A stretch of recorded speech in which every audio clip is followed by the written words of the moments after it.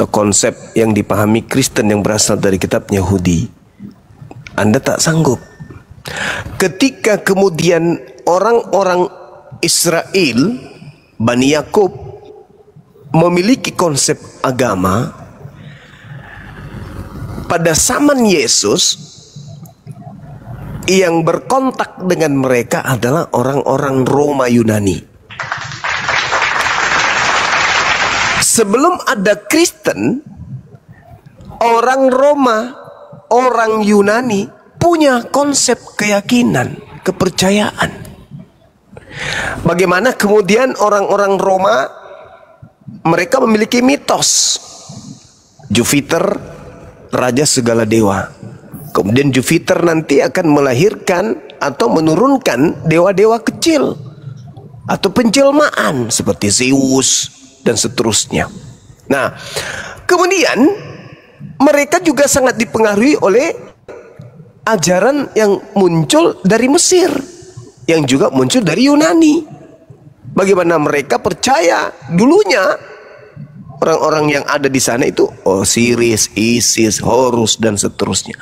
Jadi Kristen ini bukan berpola kepada tauhid, tapi berpola kepada trinitas, trimurti yang memang sudah diajarkan lebih dulu oleh orang-orang pendahulu agama Kristen.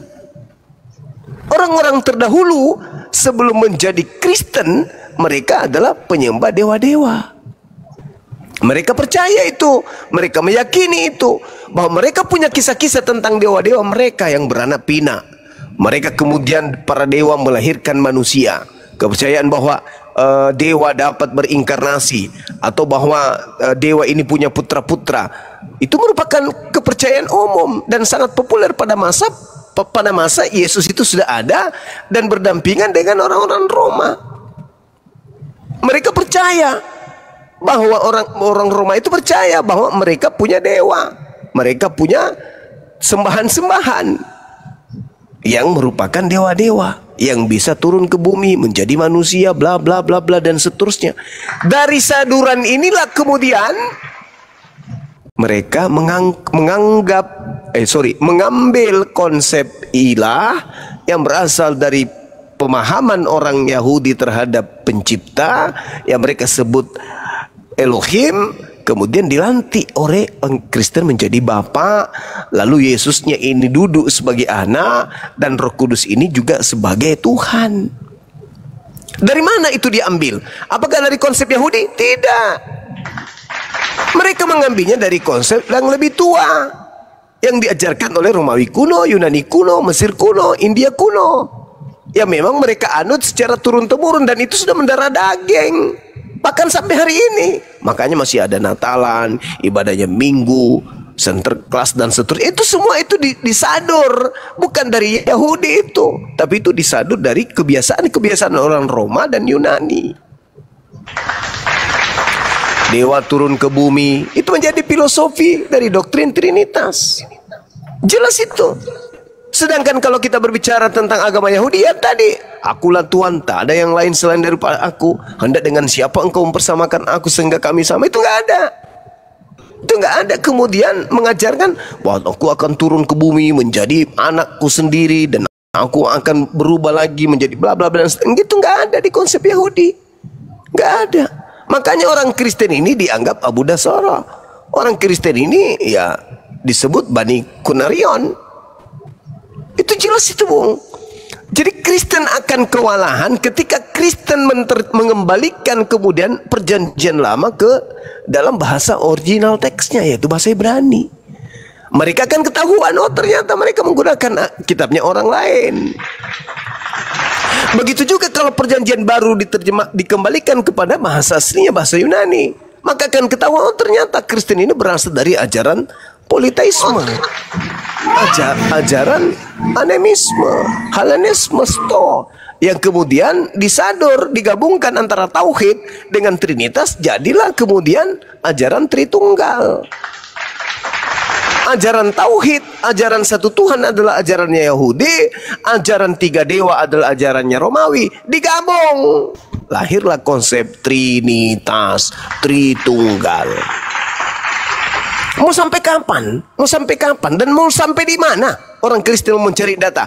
Oh, orang Yahudi sudah memahami Trinitas. Tak akan pernah sampai. Nggak ada Trinitas dalam agama Yahudi. Nggak ada Nabi yang mengajarkan Trinitas itu, nggak ada.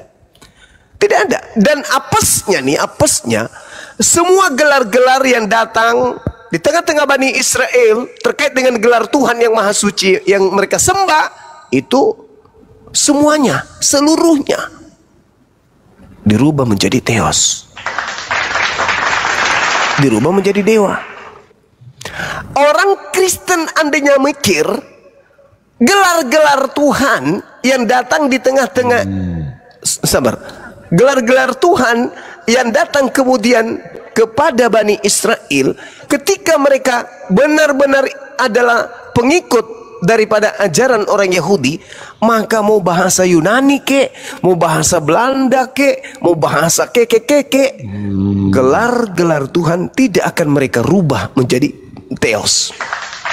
El Shaddai tetap El Shaddai, El Eroi tetap El Eroi, El Elyon tetap El Elyon. Tidak akan pernah berubah menjadi theos. Karena nggak boleh diganti. Gelar Tuhannya orang Yahudi jangan pernah diganti. Sama seperti Allah, kemanapun tidak akan pernah diganti.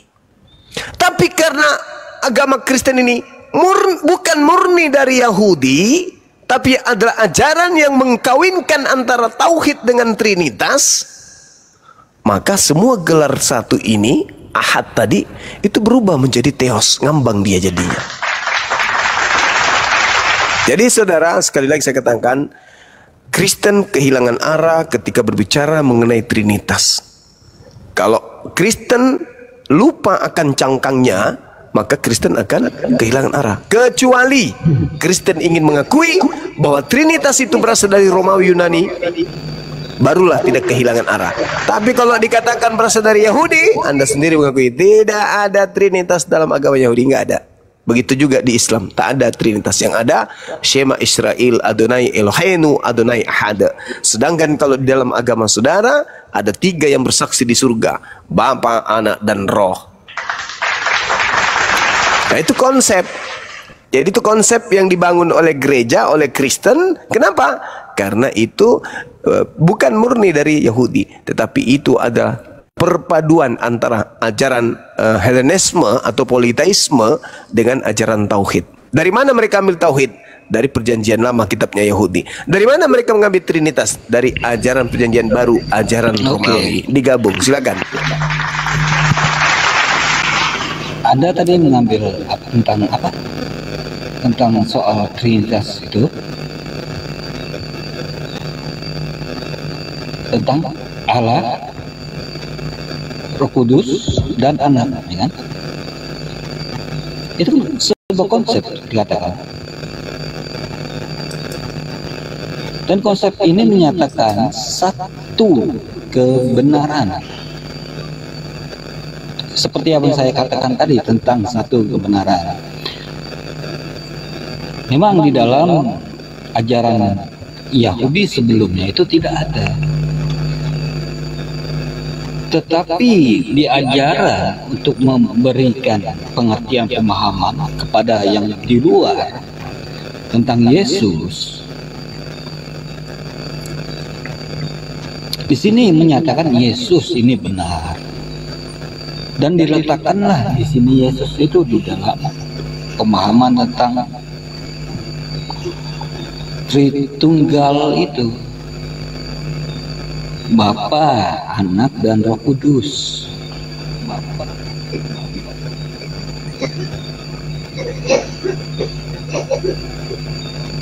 Bukan seperti pemahaman Bang Zuma mengatakan di sini ada 3 Tuhan. Sebagaimana di dalam Kristen memahami, Kristen ini hanya menuhankan kepada kebenaran. Bukan seperti zaman-zamannya Farisi Saduki. Tetapi konsep di sini memahami tentang sebuah kebenaran, tidak secara pandang pagan.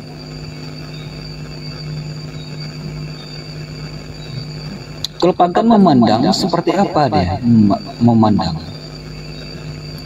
Bukan secara hikmat, bukan secara gambaran yang bagaimana, tetapi secara patokan pada apa yang mereka sembah. Dan tentang theos di dalam pandangan, ya, bahkan Paulus dan Barnabas pun mengoyak-ngoyak pakaiannya karena dia menjelaskan kepada bangsa itu, dan mereka tetap menganggap, wah, ini dewa yang diutus. Karena itu mereka marah.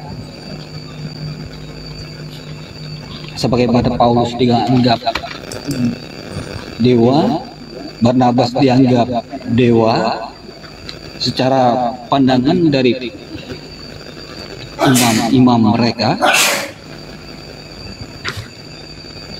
Tetapi sebuah pemahaman di dalam kekristenan itu beda.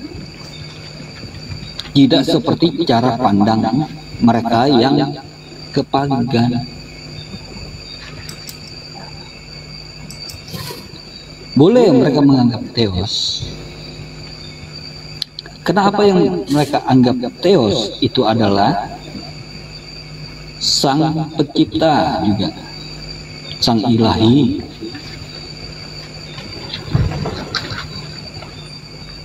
Tetapi kalau kita mengambil secara gambaran Mekah, ya, yang dimana Hubal itu, Mekah itu kan dianggap adalah rumah para dewa, yang dimana di dalamnya adalah ribuan patung-patung yang disembah dan dibersihkan dan dijadikan satu saja. Tetapi pada akhirnya itu semua dikosongkan karena ada sebuah pemahaman bahwa menyembah patung itu berdosa. Karena itu gambaran-gambaran yang baru secara pandangannya, Mekah itu dikosongkan.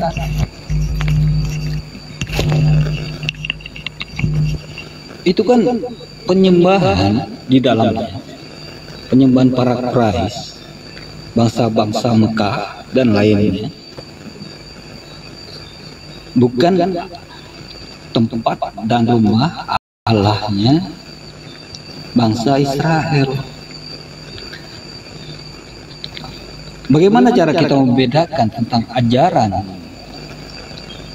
tentang Allahnya Israel dan Allahnya Mekah?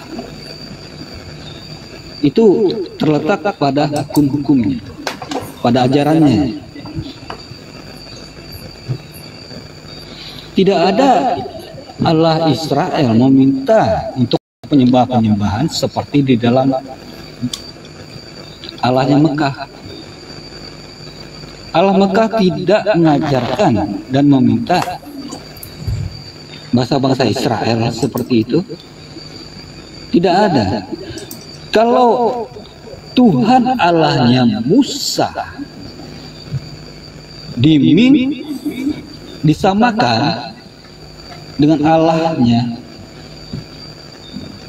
Mekah, itu berbeda. Tidak ada tatanan-tatanan dalam peribadatan seperti itu di dalam bangsa Israel. Tidak ada, jauh pandangannya. Contoh, di dalam bangsa Israel seperti apa pendamaiannya kepada Tuhan? ada pengorbanan. Dan apa yang dilakukan di situ adalah para imam-imam. Perbedaan di dalam rumah Allah, bait Allah atau Ka'bah Israel dan Ka'bahnya Mekah itu berbeda jauh.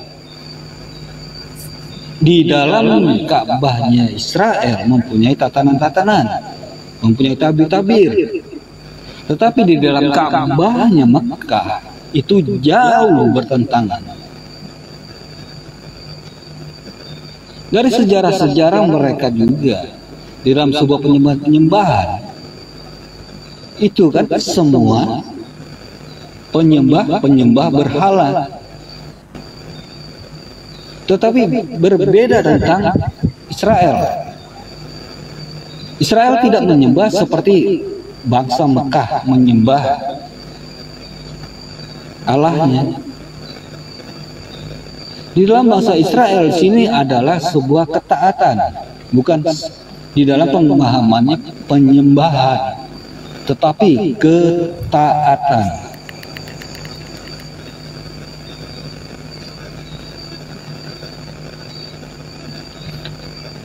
Bisa dipahami, Bang Juma? Iya. Saya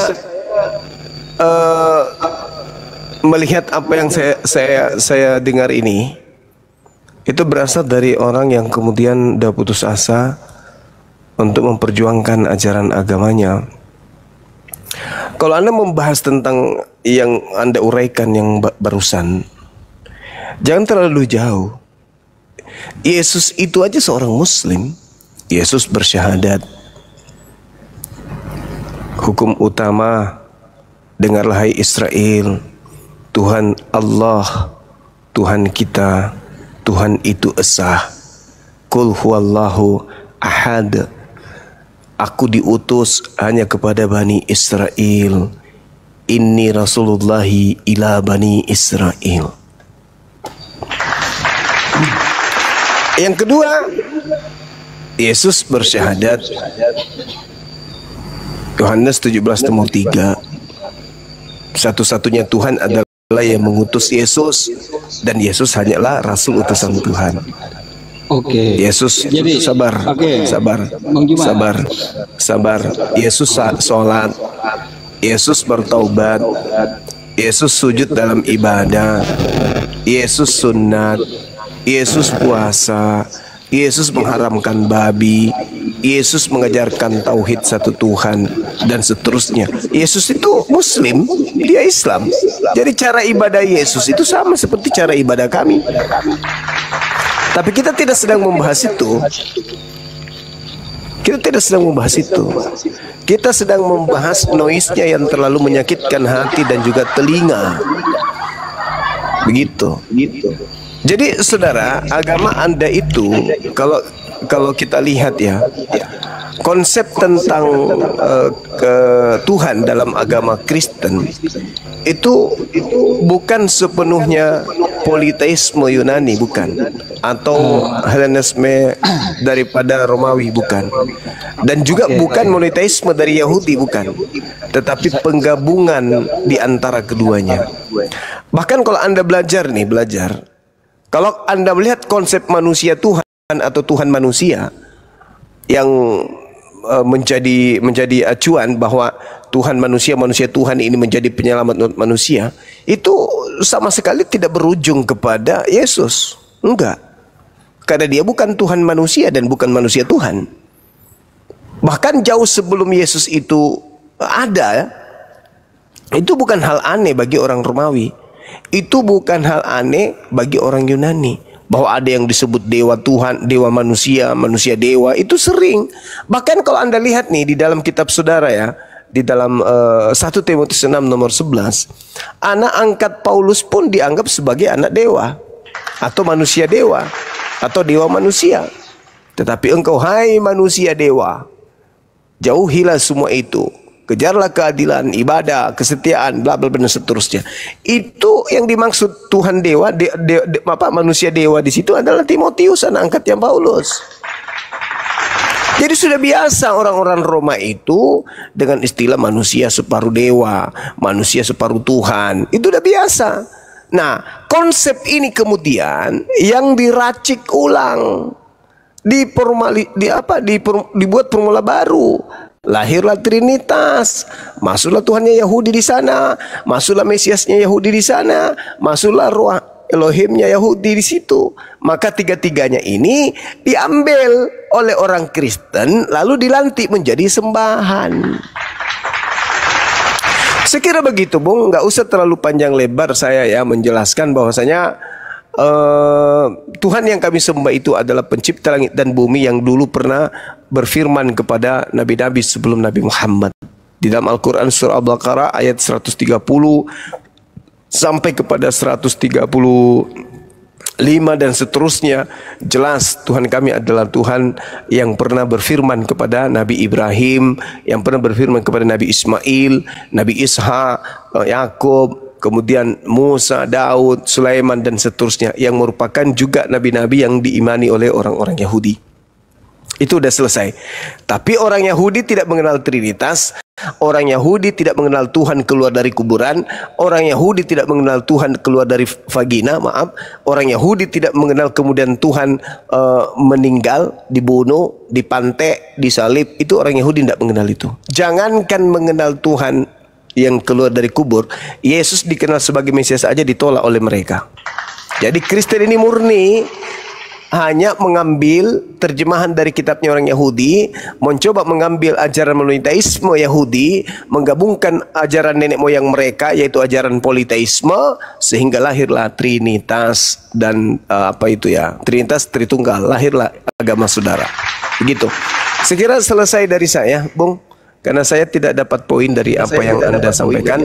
Saya hanya ingin mengatakan bahwa mustahil dalam keadaan yang sama orang itu menjadi Kristen di waktu yang sama dia menggunakan akal sehat di dalam menapaki kekristenannya. Demikian.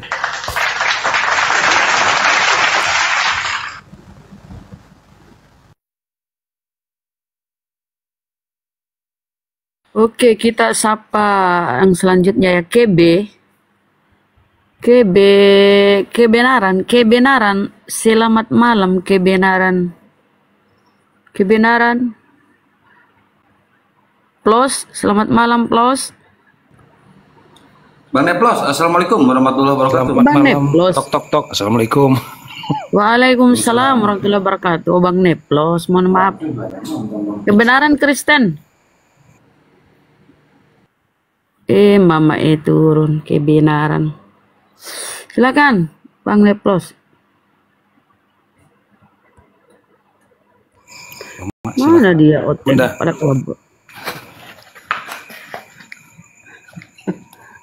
Assalamualaikum Sensei.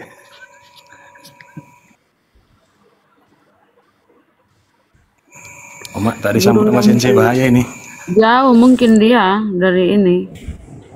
Bisa bikin kopi campur masako dulu ke belakang. Kilap bin murah. Gurunda ke mute itu. Kayaknya lagi minum. Loh, kenapa ini? Iya, paling ricu si Emennya ya. Suaranya noise pun. Waalaikumsalam warahmatullahi wabarakatuh. Masya Allah. Dinda Neplos ini kah? Serius ini? Sohih ini. Alhamdulillah. Allah Akbar. Ya, di sini aja duduk yang cantik. Jangan kemana-mana. Oke, siap. Oke ya, saya ini si anak gadisku lagi demam panas. Lanjut dulu. Siap. Capaian apa diskusi dengan yin dan yang? Itu pelajaran saya itu inian itu. Wah, ada aja. Larinya ke sana ya belajar kungfu kapang. Ada lucu-lucunya memang. Silakan dilanjut dulu sebentar, silakan. Silakan Bang Kilap. Iya tuh naik ke diskusi tuh betulin dulu ini mulu sonmu itu. Aduh. Badai naik, sini badai naik. Mana Mbak De? Assalamualaikum Mbak De. Kilap. Ya kilap dulu disapa Bun. Kalau nggak ngomong turunin aja. Halo. Kilap. Selamat malam. Malam. Apa yang dibahas ini? Yang dibahas Tritunggal itu ajaran dari mana? Stiker sih. Silakan Kilap. Ya, halo. Ya halo Bandung. Kedengeran. Ya, temannya apa? Temanya Tritunggal. Kenapa Tuhanmu 3 dalam 1, 1 dalam 3? Dari mana itu Bang? Silakan.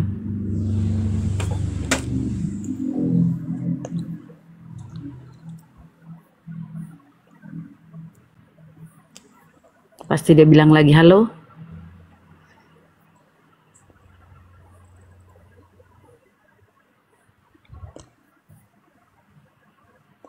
Ini Chris. Woi. Kenapa? Apa nih? Belum apa-apa kok udah macet ini. Iya. Woi Kilap.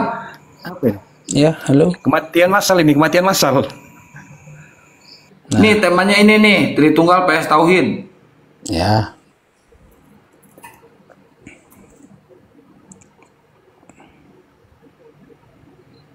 Ya apa?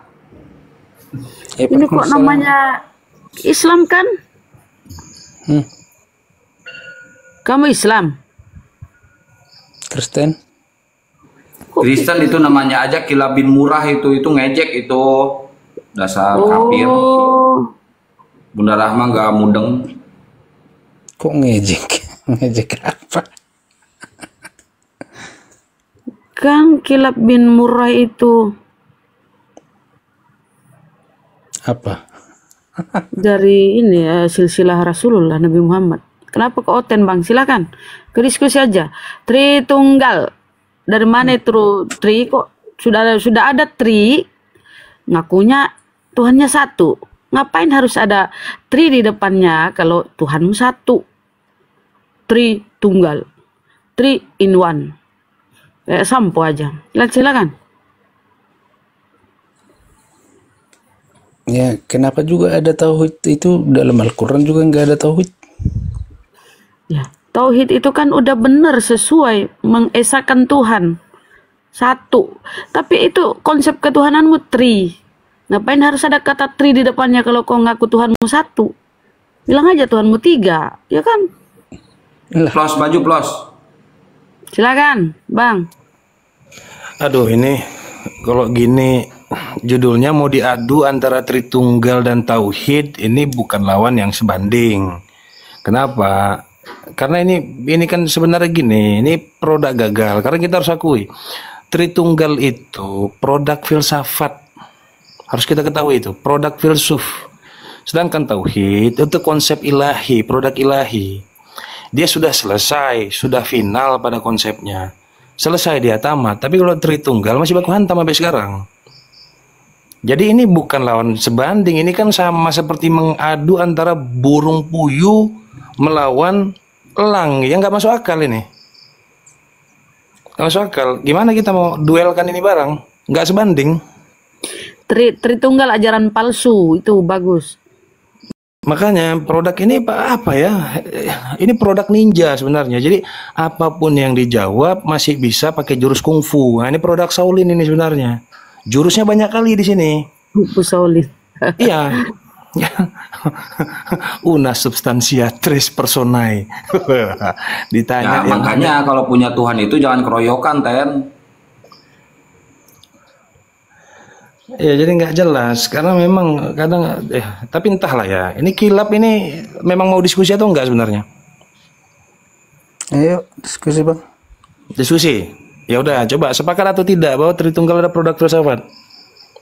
Kenapa?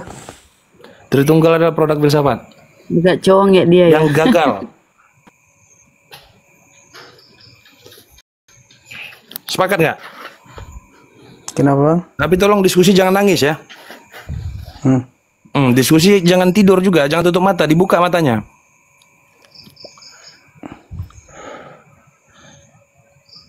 Nah kan? Bentar lagi Assalamualaikum. meninggal ya nak. Pak Ketua, Pak Bang Arif. Iya, kenapa dia ya? Ten, kau Ya punya berat. kuping kau? Ayo Bang, Kilap. Mau bela Tritunggal berat lah. Ini kan penyiksaan sebenarnya, tapi nggak apa-apa lah kalau Kilap mau. Silakan Kilap.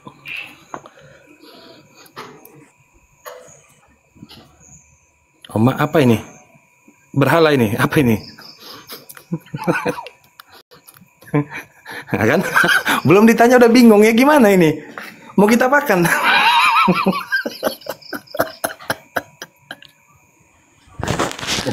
Keberatan sama nama.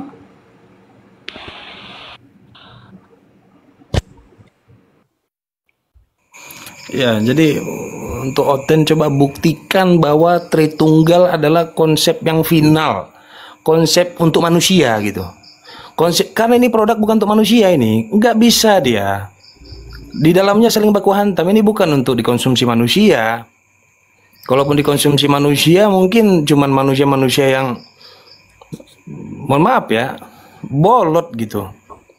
Memang harus begitu, faktanya memang begitu gitu. Jadi barang ini kalaupun dijual memang nggak bisa menawarkan konsep, pakai konsep ini begitu. Paling yang bisa dijual nanti barang-barang kasih, barang-barang karunia, barang-barang semua halal, semua boleh digas, semua boleh dihantam, kan begitu. Tapi kalau konsep ini yang dijual nggak bisa, nggak laku, berat diterima. Ya, Kilap, lo mau diskusi apa mau nge-report? Bahwa pasukan tentara Romawi suruh ke sini.